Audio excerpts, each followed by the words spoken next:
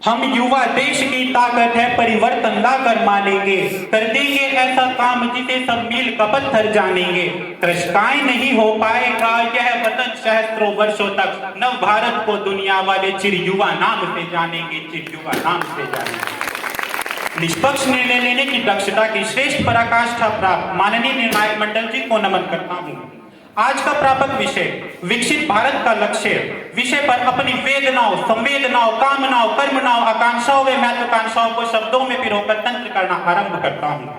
महोदय, जम्मू कश्मीर से लेकर कन्याकुमारी तक, अरुणाचल प्रदेश से लेकर गुजरात तक फैले 32,87,263 वर्ग किलोमीटर क्षेत्रफल वाले इस देश में, जहां 15 अगस्त 1947 को इस देश को आजादी मिली थी, जो देश अपनी आजादी के 75 वर्ष पूर्ण होने के उपलक्ष्य में अर्थात 2022 में अपनी आजादी का अमृत महोत्सव बड़े हर्षोल्लास से मना रहा है, यदि उस देश की आजादी के 100 वर्ष पूर्ण होने अर्थात 2047 में उस देश की दशा का चिंतन किया जाए, तो मैं बस यही महसूस करता हूं कि जो देश आज एक विकासशील देशों की श्रेणी में खड़ा है, वह 2047 तक विकसित राष्ट्रों की श्रेणी में अग्रसर होगा।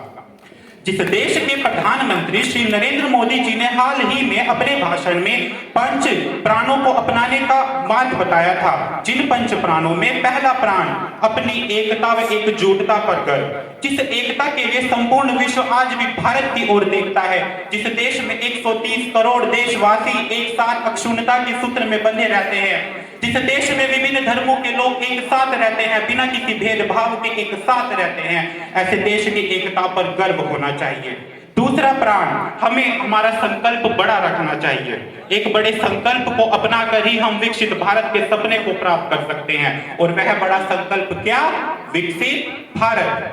तीसरा प्राण, हमें हमारी विरासत पर गर्व होना चाहिए।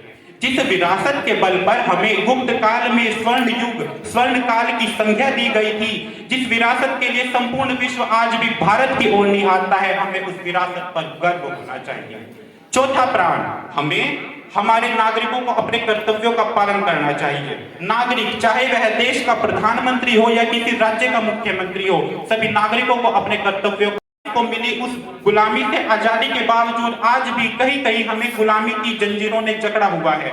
हमें उन गुलामी की जंजीरों को दूर करना होगा, तभी हम अपने इस विकसित भारत के लक्ष्य को पूर्ण कर पाएंगे। महोदय, यदि 2047 में अपने भारत की दशा को मैं गंभीरता के साथ महसूस करूं, चिंतन मनन करूं, तो मैं देखता हूं कि जहां आज डिजिटलीकरण पूरे जोर शोर से चल रहा है, यदि यह कार्यक्रम सफल रहा तो वह दिन दूर नहीं जब हमारा समस्त लेन देन, समस्त बैंकिंग सेवाएं, हमारी शिक्षा, हमारा प्रत्येक क्षेत्र डिजिटलीकरण के बल पर चलेगा। सब हम कहीं पर भी डिजिटल माध्यम से अपना प्रत्येक कार्य कर पाएंगे। जहां हाल ही में नई शिक्षा नीति 2020 लागू की गई, यदि यह शिक्षा नीति सफल रही तो अवश्य ही 2047 तक हमारे देश का हर बच्चा स्कूल जाएगा, पुरुष हो या महिला, दोनों की साक्षरता दर 100% होगी। अतः ऐसे ही विभिन्न कदमों को अपनाकर हम अपने इस विकसित भारत के लक्ष्य को प्राप्त कर पाएंगे। अंत में मैं केवल यही कहना चाहूंगा कि ना यह सरकार मेरी है, ना यह रब मेरा है, और ना ही यह बड़ा सा नाम मेरा है। बस इतनी सी बात का गुरूर है मुझे, बस इतनी सी बात का गुरूर है मुझे कि मैं हिंदुस्तान का हूं और यह हिंदुस्तान मेरा है, हिंदुस्तान मेरा है। जय हिंद, जय भारत।